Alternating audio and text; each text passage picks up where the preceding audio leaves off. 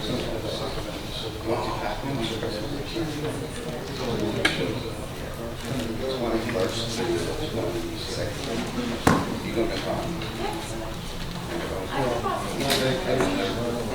ladies and gentlemen, it's 7 o'clock. If you would please rise and join us in the invitation and pledge.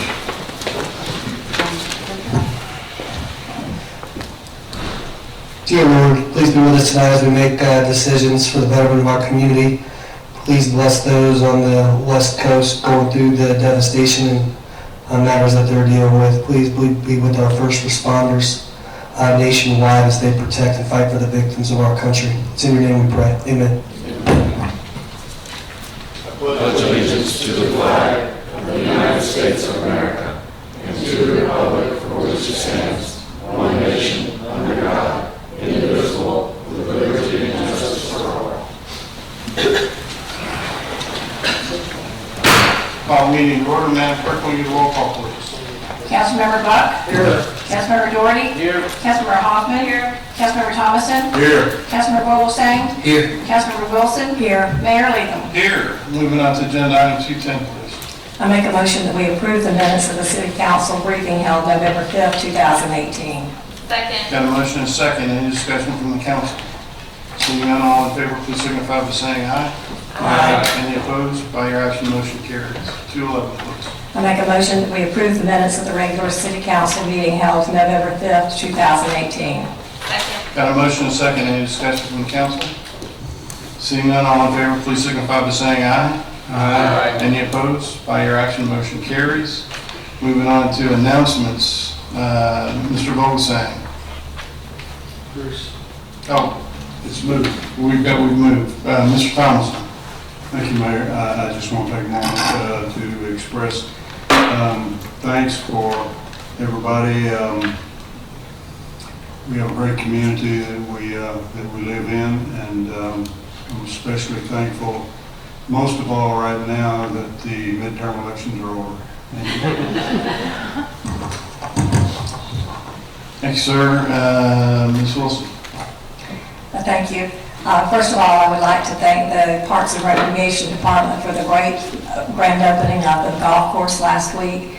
And it's been very busy. There have been lots of nice comments made, and there was even an article in the Times-Union on Saturday about how great the course was.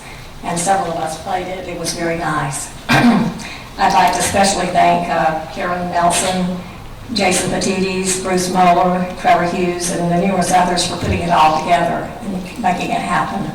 Also to Harrison Minshew, the architect, for the revisions. And again, if you play golf, it's a great place to go play golf.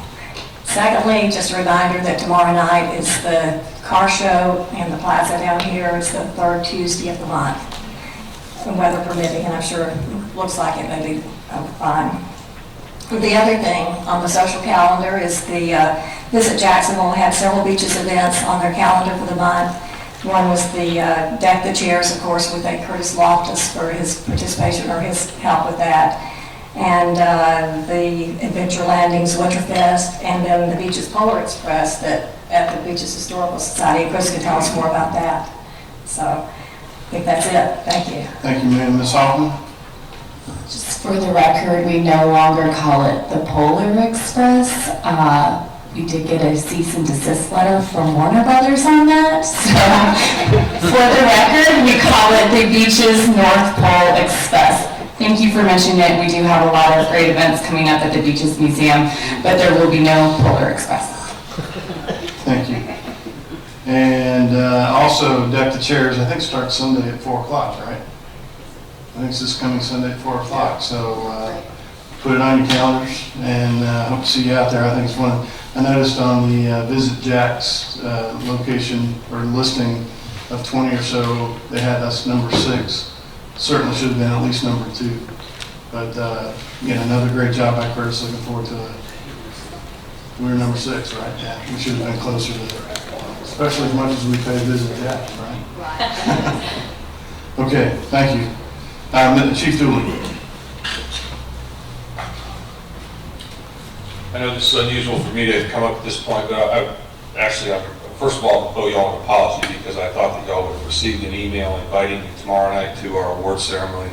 Tomorrow night, the officers that were involved in the incident from August 8th are going to be recognized for their heroism, and there will be 3 officers that will be recognized tomorrow night at 7 o'clock at the police department, and obviously you're all invited.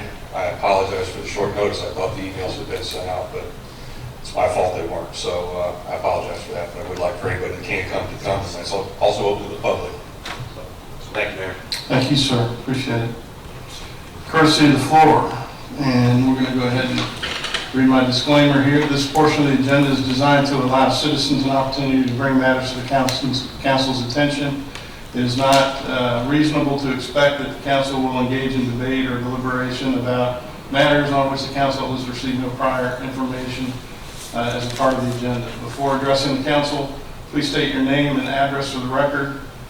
You're asked to limit your comments to 3 minutes. The public comment cards are conveniently located at the table on the entrance, and if you do want to bring one up, bring it up to my far right, your far left to the clerk, and she'd be happy to take that for you and bring it forward. That being said, we'll start with visitors. Courtesy of the floor, first Justin Rawls. Mr. Rawls, if you come forward, give us your name and address. You'll have 3 minutes, sir. Great. Hello, my name is Justin Rawls. I live at 403 12th Avenue South. The downtown infrastructure project butts up to my house on 2 full sides, on 12th and 4th Streets. I'm here to discuss the concerns on the project and lack of accountability by the city. I was given paperwork about the start of the construction approximately 1 week before the start date. Basically, no advance warning via phone, email, or post. Paperwork that was given was full of misrepresentations from the city, such as driveway accessible at the end of each day, when in reality, no access for over a month.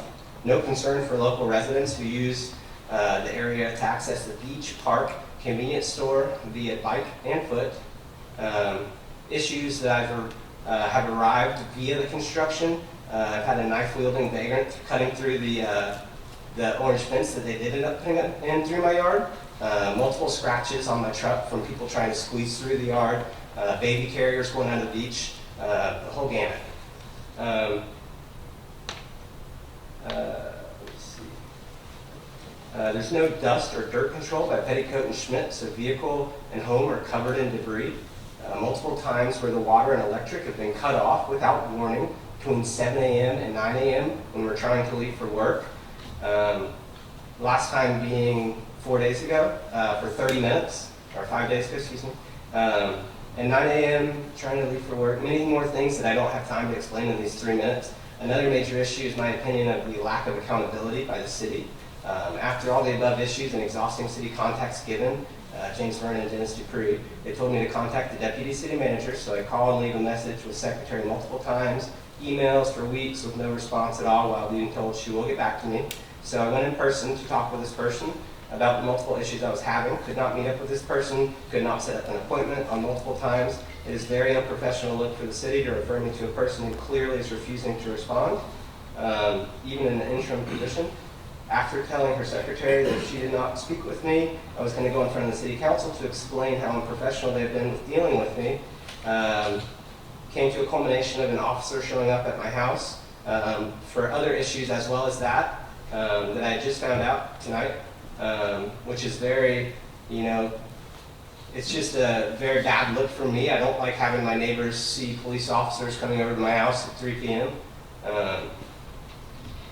Just to clarify, I asked the officer why he was at my house, and he stated that he was calling because City Hall had said it was harassment to keep calling down there to try to set up an appointment with someone, which I figured was quite ironic, seeing that an officer was at my house at 3 p.m. Also not making any sense because the city contacts me to refer this to this position. I hope you all take some time out of your busy schedule to come down and look at the level of devastation that I deal with on a daily basis. Thank you, sir. Yes, sir. Appreciate it. Donnie Welch. Donnie, if you come forward, give us your name and address. You'll have 3 minutes, ma'am. Donnie Welch, 403 12th Avenue South, the same property. My property is obviously at the epicenter of this major project. Began in June. I completely understand that the construction is necessary and is for the public good. I totally understand that. That's not why I'm here. I'm here because it's obvious that the planning was woefully inadequate and that there was no consideration given whatsoever to a house, a townhouse property that people live in that is immediately adjacent to this area. I will go over a few of the issues. I do have some copies of additional information as well. Because of the time limit, I can only go over a few things. It was already mentioned about the inadequate notice for a project of this magnitude is one issue. Personal safety concerns is huge. People and dogs constantly cutting across the yard and the driveway because of the road closures. A man threatened me and made sexual innuendos when I asked him not to run his bicycle into my car one day that was in the driveway. The aforementioned knife-wielding man who was apparently cutting plastic fencing and then threatened my tenant. An enormous hole 25 feet deep, just a foot away from the driveway for 3 months. Construction nails and other hazards constantly left in the road right by the driveway. And if anyone would like to see, these are not standard nails. This is the kind of thing that is constantly around. Another issue is the substantial time lost for my personal time and work time in an effort to mitigate even relatively small issues, such as where to park when there was no access. There's unrelenting noise. Recently, the situation has deteriorated even further because of construction on 4th Street, as well as all the length of 12th Avenue South. So it's actually getting worse. Idle construction workers, if any of you would like to observe, there's so much standing around. There's debris, tools, trash everywhere. The additional damages are on the letter that I have for you. I believe that with a project of this size, there should have been funding included in the budget to mitigate this invasion of property, personal safety, finances, quality of life for me, my family, and my tenants. I've been forced to reduce the rent paid by my tenants, so I have direct financial harm from this, and I have proposed a number of remedies for my damages. Thank you. Thank you, Ms. Welch. Sarah Bryan, sir, if you come forward, give us your name and address, you'll have 3 minutes. Hi, I'm Sarah Bryan. I'm a tenant at 403 12th Avenue South, aka Ground Zero for the Downtown Infrastructure Improvement Project. I apologize for the bullet format, however, I've been dealing with this for 6 months. I'm packing a lot in. Aside from the noise, lack of privacy, foundation shaking, rerouting of their street, smelly generators 24/7, sprinkler and landscape damage, I'm listing some specific issues for your review. We had minimal warning or notification. Being that we're at the epicenter and this is something that we're dealing with for 2 years, you'd think that we would have had a little bit more of a warning. The one warning we did receive stated that the driveway would be accessible every evening. Our driveway was closed for 2 weeks, which then turned into 4 weeks. During that time, we parked at the American Legion, and my car paid dearly by being bumped into, with no letter, no notification of whoever did it. The trudging through the dirt, debris, rocks, giant holes, pumps, and pipes, grocery trips were a breeze, let me tell you.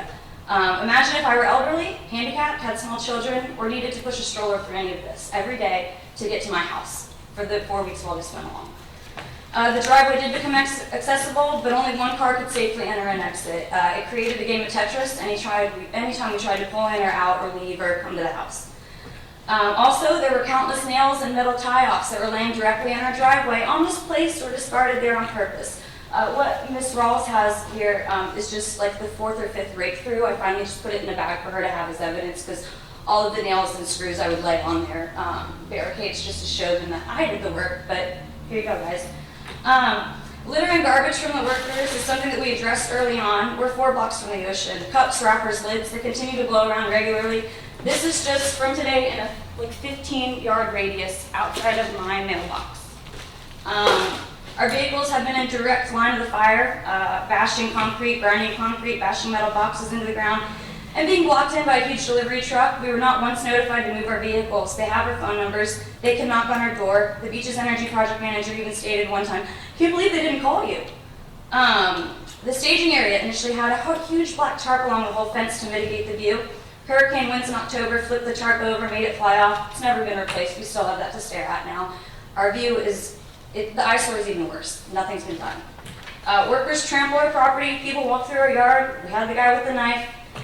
Before the orange fence, we had multiple bicyclists, beachgoers, buggies, chairs, strollers, etc. all go between our cars to go through the side yard, creating dents and scratch on our vehicles, both myself and my boyfriend's cars. We've lost power, we've lost water for 30 minutes with 0 notifications. The one time we did get a notification that water was going to be turned off, it didn't happen. The dust bowl that is now my front yard and the side yard is expanded. There's an unlimited supply of area to work. However, they choose to run chainsaws and grinders directly outside of my door. I have video. I've got more to say, but clearly I'm running out of time. This site's open to the public. If I were a parent, I'd have a second full-time job just keeping my kids out of the hole and off the enticing site. Quality of life is screwed. I'm a girl. Anything and everything I do is under the watch of at least 3 to 8 construction men minimum every day. They know our living situation. They know my routine and my schedule. They know his routine and schedule, and they know when I'm home alone. I don't feel comfortable. If you had daughters, wives, I'm sure they would be in the same situation as I am. This isn't a New York City block. This is my home. I'd like to extend an invitation to everybody to respectfully challenge all of you just to come to my address, soak it in, what we've been dealing with, what we're going to continue to deal with. I've made this offer to somebody present. We didn't get a call back. We didn't get any follow-up. We didn't get any return calls. Instead, we had an officer come to our door to follow up because we're making harassing calls. I'm sorry that the lack of warning for the quote by Petticoat and Schmidt, the largest undertaking the city has ever done. The lack of warning is disheartening, and the lack of accountability from everybody, including the city manager position, albeit interim, it's unbelievable. Thank you for your time. Thank you, sir. Appreciate it. Gerhard Paytown? Gary.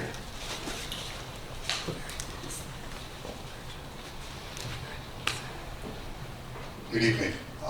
My name is Gerhard Paytown. Live at 725 Bon Air Circle, Jacksonville Beach. Good evening, council members and mayor. Just wanted to address with you something that was rather troublesome to me when I went to the last Board of Adjustment meeting. During that meeting, an application was presented that was a request for a lot coverage increase in a PUD.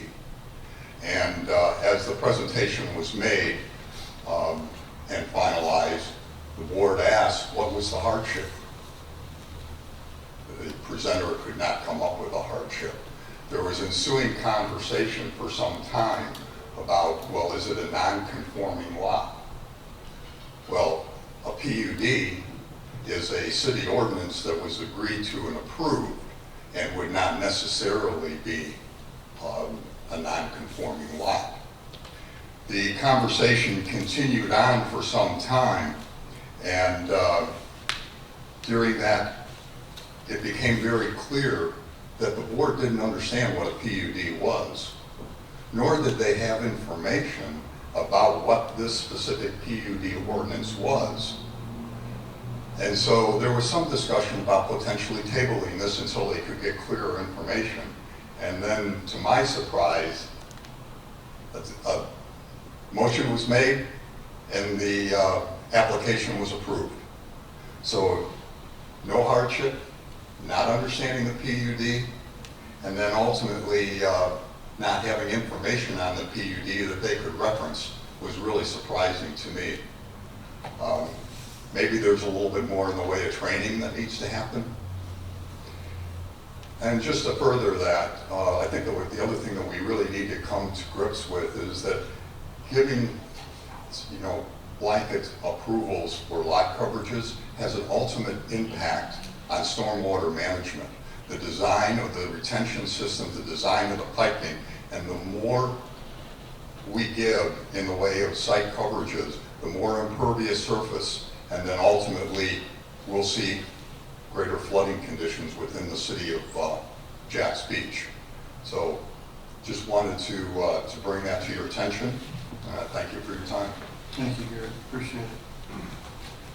Jimmy Sissel. Jimmy, if you come forward, give us your name and address. You'll have 3 minutes.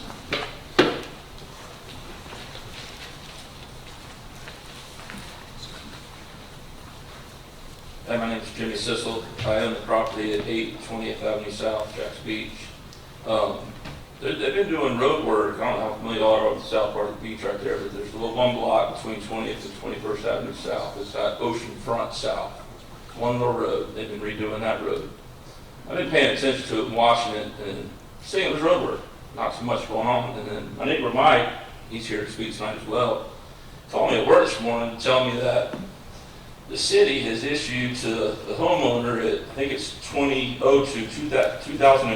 Oceanfront South, his name's Buster Bragg, a revocable encroachment permit, right-of-way permit. I learned about that today. I didn't know that it existed. I'm in construction, I'm pretty familiar with permits, but I did not know about a revocable encroachment. So I read up a little bit on it, and the gist of it is my townhome or home has an unobstructed view about a half a block off the beach straight down to the ocean front. So it's an ocean view property.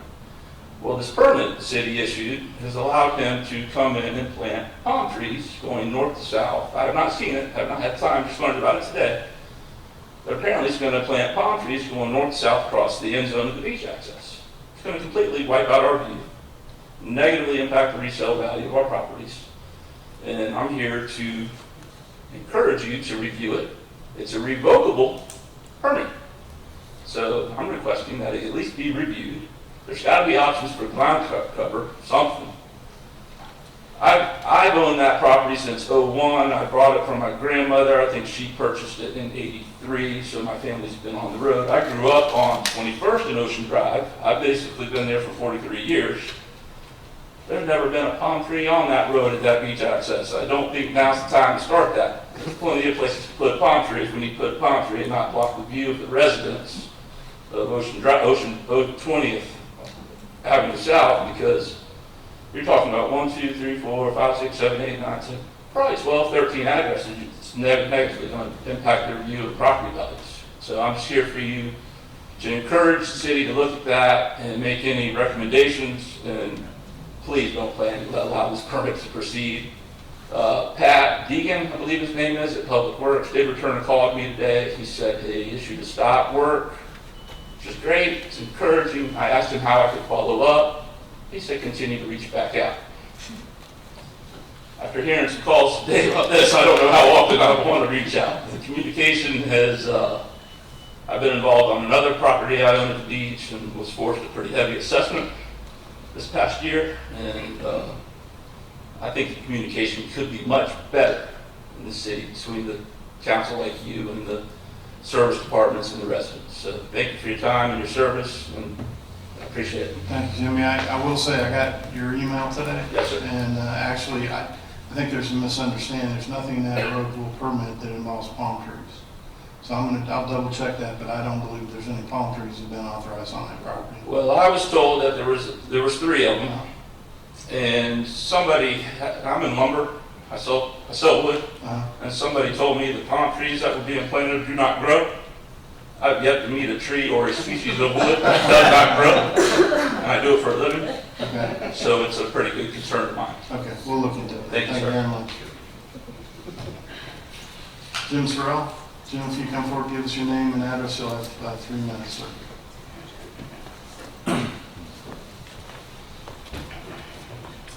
Jim Sorrell, 1410 Pinewood Road, Jacks Beach. I want to speak to you about how sad I was that that you couldn't come to an agreement on last meeting's ordinance 2018-8112 on the Land Development Code. This is something that I believe is necessary to keep this redevelopment of the beaches on track for the 21st century. And the way it looked like there was consensus that everybody was very, very interested in the majority of these issues. And what wasn't, I guess, is what killed it. But what I'm here to ask you for is to see if the city can reintroduce this and possibly cut it up into the sections where each can be possibly voted on separately, and because the majority of these things are very necessary in my opinion.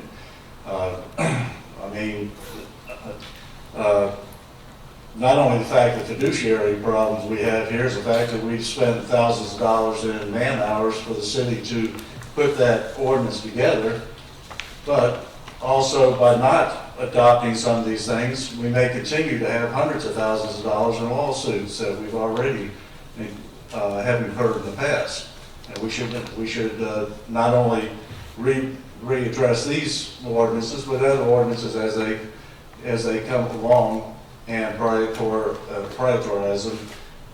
Even though I know that not every ordinance can be looked at and upgraded, I think we need to make a good effort in doing that, whether it be a workshop or whatever, so we can identify the areas that need to be addressed. So we need to do this. But what I wanted to point out to you is that I was at all three of the Planning Commission meetings and the last meeting here, and the confusion was introduced by entities that were not Jacksonville Beach residents, and their primary focus was for profit, not for the betterment of the city.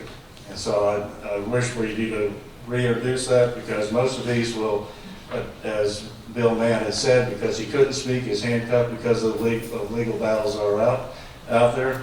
But he had made it very clear that it was necessary to get these typographical errors, clarification, and definitions, because basically what people are doing are playing word games with our ordinances, causing confusion in the in the Board of Adjustments, and of course you know that it goes to legal action. And I'm out of time, but when you want to read it again, you will notice that there are 4 things that actually do address, which do help the contractors. So there was only one item that they were causing confusion about, and that has always been in the definition of a driveway and setbacks for single-family housing. Has not always been, but has been in the last 20, 25 years. Thank you. Thank you. Suzanne, I'm sorry, but I'm having trouble with the last name. Ferreira? Yes, sir. Very good. Ferreira. Great. Yes, my name is Suzanne Ferreira. I live at 405 12th Avenue South. I too am at ground zero of the infrastructure project. And we are trying to be patient because we understand the importance of this project. But this situation has become unmanageable and untenable. We are living in misery over there. I invite all of you to drive over there and see what we're dealing with day in and day out. Our homes are surrounded by loose piles of dirt. Cannot open the windows or the entire house will be permeated with blowing dirt. Okay, I had an incident with my air conditioner went out and I wanted to open the windows on a cool, lovely beach night, and that was a disaster. I'm still cleaning up the dirt that blows into my house. The exterior of our homes, our cars, everything is subject to this loose, blowing dirt everywhere. And I'm not going to reiterate what my neighbors have told you. They've laid it all out for you, everything that we're putting up with, everything we're dealing with, the loss of privacy, the loss of quiet enjoyment of our homes. It's filthy, it's dangerous, it is extremely unpleasant. Okay, we are taxpayers. We pay as much taxes as anybody else on a beach, yet we are being denied the ability of the quiet, peaceful enjoyment of our homes. Something needs to be done about this. There are ways they could mitigate the effect it has on homeowners. They're not doing it. There's no consideration at all for what's going on with the homeowners. None at all. The construction work begins at 8 o'clock in the morning. I'm retired. I don't set an alarm clock. But guess what? I have one anyway. Every morning at 8 a.m., heavy equipment is geared up, and it's right in my window. All day long, they have pumps running that spew diesel fumes in our neighborhood. Okay, I get up in the morning to walk out the front of my house and I'm choking on diesel fumes. They are toxic, they are dangerous, and we're putting our safety and our lives in jeopardy with this construction debris and these chemicals that are being spewed into our homes. The dirt, the filth, it's incredible. You need to come look at it. And one of the problems I have, one thing I don't understand about how this project is being managed, it started out right in front of our duplex. okay, on 12th Avenue South. Right in front, they dug huge 30-foot deep holes right in front. Took out our driveways. You know, we had no access to the driveway. We were parking blocks away from the home in the rain and in the mud because they've dug up everything and we have no roads. We have nothing to walk on. Then when they finally, after weeks, got those holes filled and finished, we don't get a paved road. They open up another hole a block over, and then they open up another hole and another hole. And now we have it all the way down 12th, all the way down 4th. Open holes, you know, a partial project. Now we see where they stamped down patted down the dirt to pave, but there's no paving going on. If they would at least come in and pave the areas where they finish before they start the other streets, at least we'd have some access to get in and out of our neighborhoods. We can't. We're trapped there in mounds of dirt and diesel fuel. It's disgusting. And I implore all of you, please help us out here. Do something. This can be mitigated. I know it can. This is the 21st century. There's no reason why homeowners need to be dealing with this. Thank you. Thank you, ma'am. Ken Marsh. Ken, if you come forward, give us your name and address. You'll have 3 minutes, sir. Ken Marsh, 2011 Gale Avenue, Jacks Beach. You know, normally I come up here and talk about downtown and some constructive things, hopefully they're constructive on how we can improve downtown. I think I'm going to shift gears. This week, I think I just want to acknowledge and give thanks for certain things that happened through the city. So if I can go through my list, first of all, I want to give thanks to the mayor and all the departments that have been a part of this sand dune replenishment. It's been done on my side of the beach. It has been extraordinary. Okay, it's just been a wonderful job, so I give thanks to that. I'm thankful that we have a makeover on our surfer girl and our surfer guy that's happening out there. We know it's been a little dirty and it's right in time now for deck chairs, and so it'll be impressive for our visitors and our guests. I'm thankful for Bill Mann taking his time this week. I had some items that needed to be updated on some item discussions that you brought up, and he took the time out of his busy schedule to sit down and update me on all the various things that are happening through the city. I'm thankful for Phil for what he did last week or in last city council briefing in generating the discussion about how city council and the CRA can have dialogue. Not specifically about the buying of property, but that there's going to be some kind of protocol about the CRA and the city council, and that will be very helpful for us as we move forward and set the priorities and the agenda downtown. Let's see, I want to give thanks to all of our police officers here at Jacks Beach. If it wasn't for them, I can't say what downtown would be without you guys. And I hope, I just want you to appreciate that. I didn't have this on my list, but I want to add that I'm thankful for all the people that came up here to speak today, because this is, in all the times that I've been up here, this is probably one of the most robust courtesy of the floor that I have seen in 6 years. We have our hot button issues, but this one here is varied, and these people are passionate. And that's what democracy is all about. And so I appreciate you folks coming up here. That's what it's all about. And finally, you guys have put up with me on many meetings, but this is my time to thank you guys for all the job that you guys are doing. I know most of the time it's a thankless job, but this week I thank you. Thanks, sir. And Mike Hatfield. Mike, if you come forward, give us your name and address, you'll have 3 minutes, sir. That doesn't include the time I have to get up there. We'll wait till you get to the microphone. First, I would like to say that I'm Mike Hatfield. I live on 620th Avenue South next to Jimmy Sissel. And I feel badly coming up here tonight to talk about my ocean view when these people have real problems. So I hope their problems are taken care of. But I'm semi-retired, and I drink a lot of coffee on my deck and look at the ocean, and I drink some vodka in the afternoon and look at the ocean. Sometimes I have lunch out there. So if you talk to the gentleman who just talked, I wave to him every day when he walks by my house. But I just happened to be out there this morning, and I asked him what the project was going on that they were cutting into the street, and he told me what they were doing. And I said, well, what's that project on the other side of the wooden fence there? And he said, oh, Buster Bragg is putting in 3 palm trees there.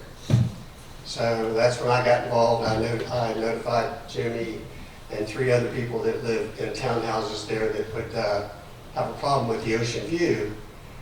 And a few minutes later, actually, I called Jimmy. Jimmy said, why don't you call Miss Wilson? And I called her, and she went over and actually found out what was going on. And usually we get those pink things in the mail saying they're going to have something within 300 feet of your house that they're going to be doing. And I get a lot of those, but I don't ever care about them because it doesn't really affect my property, so I don't get involved in it. But basically, Jimmy at one point redid his balcony. I went over to his house to look at it to see what it was like because I wanted to do mine. And when I got over there, I realized I had this huge palm tree that was right in front of the view that he had of the ocean. And I said, Jimmy, that tree's blocking your ocean view. And he said, yeah. He said, the guy that you bought your house from, and I got into a disagreement, he went out and bought this huge tree and put it right in front of my view of the ocean. And so I said, well, let's chop it down. And he said, seriously? And within an hour, he had his cousin over here with a chainsaw, and he whacked it down and we hauled it off. Buster actually told me he was putting 3 palm trees in. And he said, they're only going to be as tall as that sign, which is about 10 feet tall. And when I told Jimmy that, he said, I've never seen a tree that didn't grow. So basically, that's why I came in. The main thing I came in for, though, was because I got a lot of satisfaction from the people that Jimmy mentioned when I went into the city, and they told me it was being taken care of. My issue is how someone can actually get a permit to plant trees, palm trees, or any kind of stuff on public property. Could I get one and go over to Gonzales Park and plant all the things that I want to do over there? I don't understand how someone can actually do that. So that's the main reason I came, is to find out what that would do. Thank you, Mike. Appreciate it. Okay, moving on the agenda, we're moving to agenda item 18-212, please. Okay, I make a motion that we accept the financial reports for the month of October 2018 as submitted by the Chief Financial Officer. Second. Got a motion and a second. Anything to add, Mike or Karen? Is there anything we want to talk about? Okay. Any discussion from the council? Seeing none, roll call, please.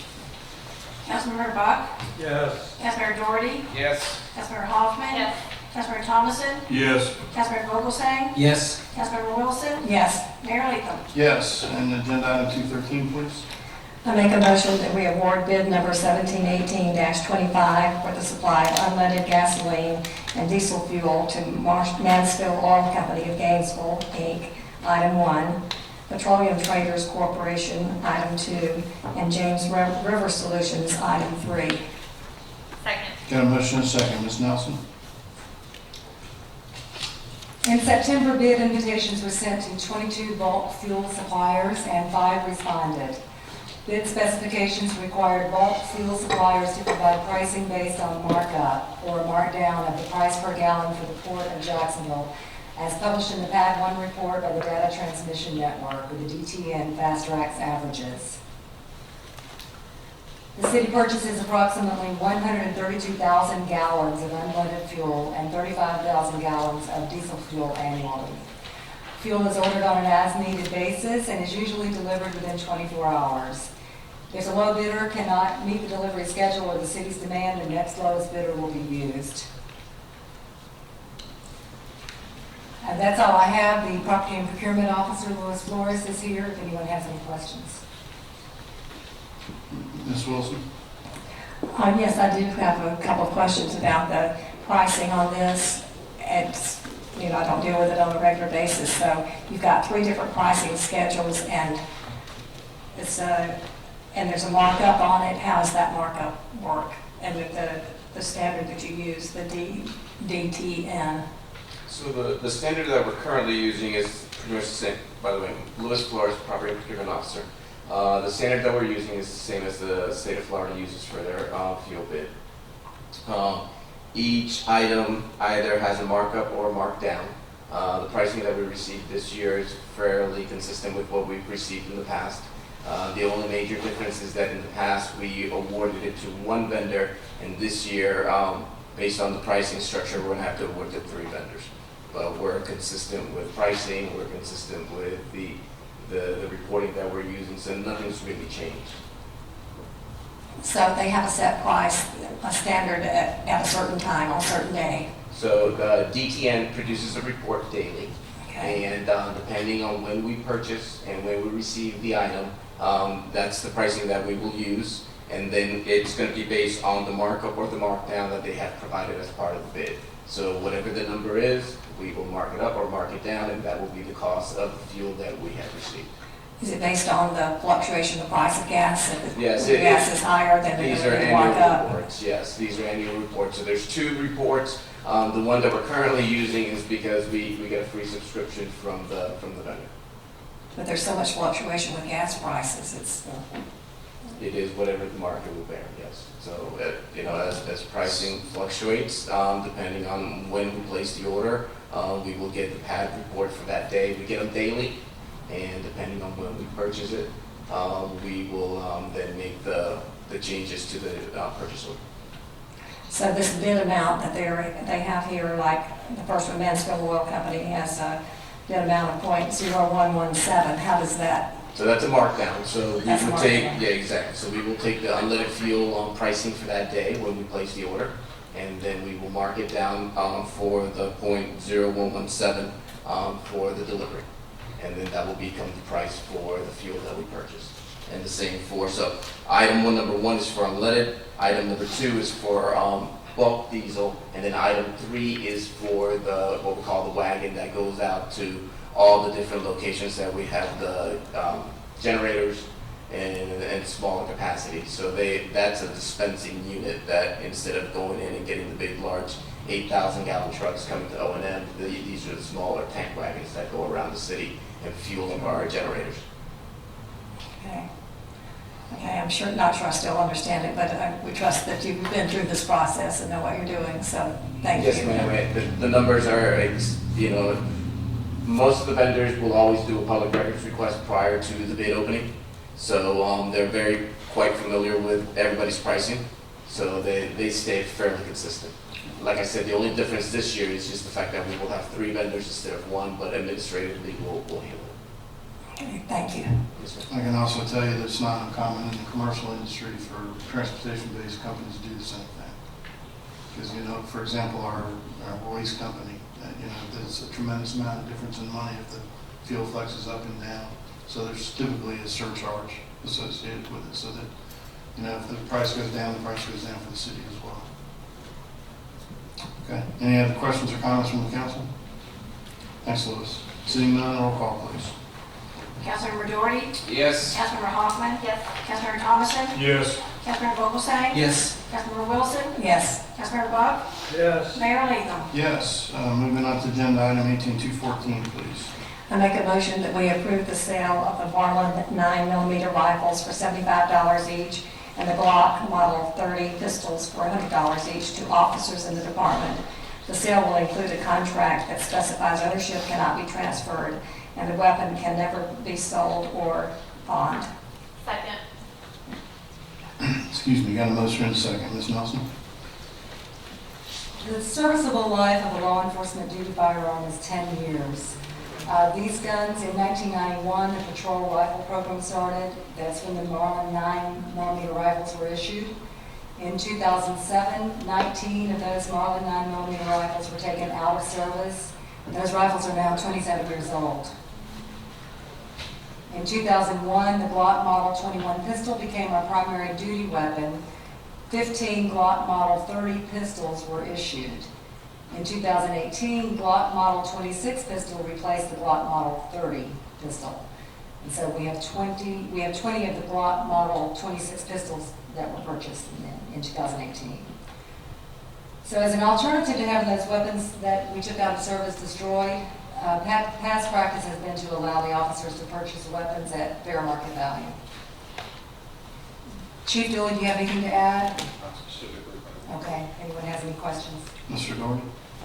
Yeah, is this not, so we don't have a standard policy? Because I'm reading here that the rifles have been in storage for Right. 11 years. The rifles have been in storage for 11 years. Right. And we will not auction or sell any weapons that come into the custody of the city. We either destroy them, or if they're serviceable for us, we'll use them in some cases. That's rare. These honestly have just been sitting in the property room, and probably something I probably should have brought to the council before this, but that's what we're doing now, is to decide what you want to do with those weapons. So what as far as, because I read it says that the expected lifespan is 10 years. Is that something that your department does? Every 10 years is replaced? For the most part, we've done that. Now, these guns that we're talking about today, not the 9mm rifles, but the 45 Glock pistols, those were purchased at the same time that we converted from the 9mm pistols, and I think that was in about 2007, if I'm not mistaken. It's nothing less than 59 Yeah, yes. And so these were actually purchased for investigators and plainclothes personnel. It's a smaller gun with the same caliber as the service weapon that everyone else in patrol was carrying. We moved to the Gen 3 Glocks about 5 years ago, or 2, I think. We moved to them about 5 years ago for patrol. But we still had these smaller 45s for the plainclothes personnel. We just rolled those over to the 9mm. So this is what we're doing. Now we're asking you if we can dispose of those, the Glock 45s now that were the plainclothes officers had. That's the guns we're talking about now. So when you do, so in another 5 years, or whenever you do the rotation, Yes. what I'm getting at is, should we have a standard policy where we Well, retire weapons? in many cases, and what we did with the, and I'm not a pistol person, so forgive me if I get the models wrong, but when the patrol pistols, we traded the old ones in for the new ones to get them upgraded, and they had a marketability. And what we found with the ones that we have now, because they are so old, and Glock has already gone 2 more generations forward, the cash value that they would give us on a trade-in is virtually non-existent. So that's why we didn't try to trade these in. Yeah, Glock or the iPhone, the gun business. Remember the new model at twice a year? Right. So if you have anything else in the armory that you're going to get rid of? Well, if we do, unfortunately, we'll be melting those down. That's what we do now, so. All right, thanks, Chief. Mr. Rosenstein? Chief, the only question I had is the caveat in the sworn affidavit. Is that just mandatory language in giving an officer a gun that it's no longer in use, but they'll still use the gun in accordance with performing their duties as a law enforcement officer? Not necessarily. Most of these guns really are not guns that these guys are going to carry in performance of their duty. They're going to be pretty much only good for target. I mean, they're old guns. They can't take having thousands of rounds go through them every year anymore. So we don't recommend that they use them as an off-duty gun. If they choose to do that, obviously we're not going to stop them. However, if you're talking about the portion that talks about transferring ownership or pawning it, is that what? No, the middle says that you're giving it to them for use in accordance with performing their duties, and it doesn't mention any other use. So I was going to say, should we change that? Yes, Because- probably should. Correct. That's all I have. Thank you, sir. Mr. Thomason? Thank you, Mayor. Chief, I don't remember reading this at some point when I purchased my Smith & Wesson from the city, but something comes to mind. Never sold, pawned, or ownership transferred. And when you get to a certain age, you start thinking, what are you going to do with your property? What happens when the officer, long retired, passes away? What happens to the weapon when it can never be transferred? So, Well, the intent there is that we're not going to have anybody selling these guns or transferring ownership through pawn shops and those kinds of things. I don't think a family heirloom is doesn't really meet the intent of what we're trying to talk about. I could change it to include that. I can certainly tweak this memo. Not being an attorney, I don't know if this is something, yes, she's nodding her head, yes. I would agree that you need to address the language to talk about the use and transferability, in other words.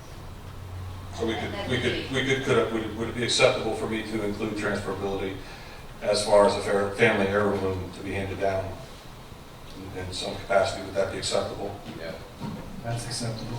Need a motion to modify an original motion. Well, you're gonna do modifications, aren't you? I was just giving Chief the latitude of redrafting. I would also like to include if you could in your motion, include that it would not be required for the official duties as a law enforcement officer as well. So I'd make a motion that the firearms being given and purchased to an officer do not have to be used in accordance with their official duties as a law enforcement officer, and that those weapons can be transferred through their estate should they pass away. Second. Got a motion and a second. This amends the original ordinance or agenda item. Any discussion about the modification? Seeing none, all in favor, please signify by saying aye. Aye. Any opposed? By your action, motion carries. So we're back to the original motion. Anybody else have any discussion about the original motion? Seeing none, roll call, please. Councilmember Hoffman? Yes. Councilmember Thomason? Yes. Councilmember Vogelsang? Yes. Councilmember Wilson? Yes. Councilmember Buck? Yes. Councilmember Doherty? Yes. Mayor Lehman? Yes. Madam Clerk, please read ordinance number 2018-8113, second reading, public hearing by title only, please. An ordinance of the City of Jacksonville Beach, Florida, adopting amendments to the Jacksonville Beach 2030 Comprehensive Plan for the purpose of adopting the 10-year water supply facilities work plan in order to comply with Chapter 163-3177, Section 6C3 Florida statutes, amending the potable water sub-element, conservation element, and intergovernmental coordination element of the comprehensive plan, establishing severability and providing an effective date. Thank you. Before we continue, since this is a public hearing and this is our first quasi-judicial mention of this item, I'm reading the following statement. This ordinance is to amend the comprehensive plan. It's before the council for a public hearing and consideration on its second reading. Under the laws of the state of Florida, an application to amend such regulation governing the property is handled by a quasi-judicial proceeding. Quasi-judicial proceeding means that a governing body is now functioning in a manner similar to a court with the mayor and the council sitting as impartial decision makers, hearing testimony and answering questioning presenters, who are to provide substantial and competent evidence to support their side of the issue. It is the duty of the council to arrive at sound decisions regarding the use of property within the city. This also includes receiving citizen input regarding the proposed use on the neighborhood, especially where the input is fact-based and not simple expression of opinion. It is the applicant's burden to demonstrate that their application is consistent with land development code and the updated comprehensive plan. If the applicant is successful in showing consistency, then it's up to the local government to produce competent, substantial evidence or record to that application should be denied. The council's decision on zoning amendment application, the council's decision on this comprehensive plan modification is set on the criteria of section 34.211 of the Land Development Code. Each member of the council has been provided a copy of this criteria. Did you get it in your package today? We've all seen it numerous times before. Okay, thank you. In addition, I already said that. So I'm now going to open the public hearing for. She hasn't read it. She didn't read that yet. Okay, so we're going to go ahead then and open the public hearing for ordinance number 2018-8113. Is there anyone from the public like to address this item? Okay, in that case, we'll close the meeting for public hearing and move on to ex parte communications. Before questioning a motion on this ordinance, beginning with myself, each of the members is requested to indicate for the record both the names of persons and the substance of any ex parte communications regarding this application. An ex parte communication refers to any meeting or discussion with a person or citizen that may have an interest in the decision which occurred outside of the public hearing process.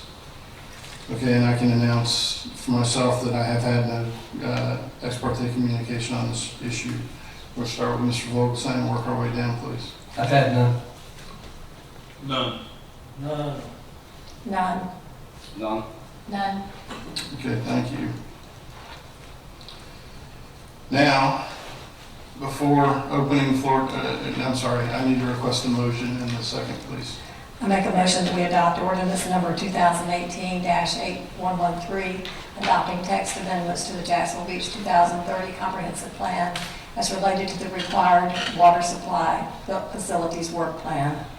Second. Got a motion and a second, and before opening the floor for discussion or questions by the council, please be reminded that our decision will be based on the criteria set forth in the Land Development Code, and the council is required to approve a clear statement of specific findings of fact stating the basis upon which such facts were determined and the decision was made.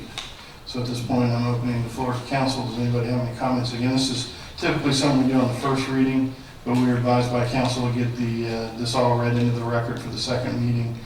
We've already addressed this into the first reading and approved it. Does anybody have any questions or concerns on this reading? Then, Madam Clerk, can we get a roll call, please? Councilmember Thomason? Yes. Councilmember Vogelsang? Yes. Councilmember Wilson? Yes. Councilmember Fox? Yes. Councilmember Doherty? Yes. Councilmember Hoffman? Yes. Mayor Latham? Yes. Ladies and gentlemen, this meeting is adjourned. And Ms. Rawls, can I see you for a minute? Yes. Thank you.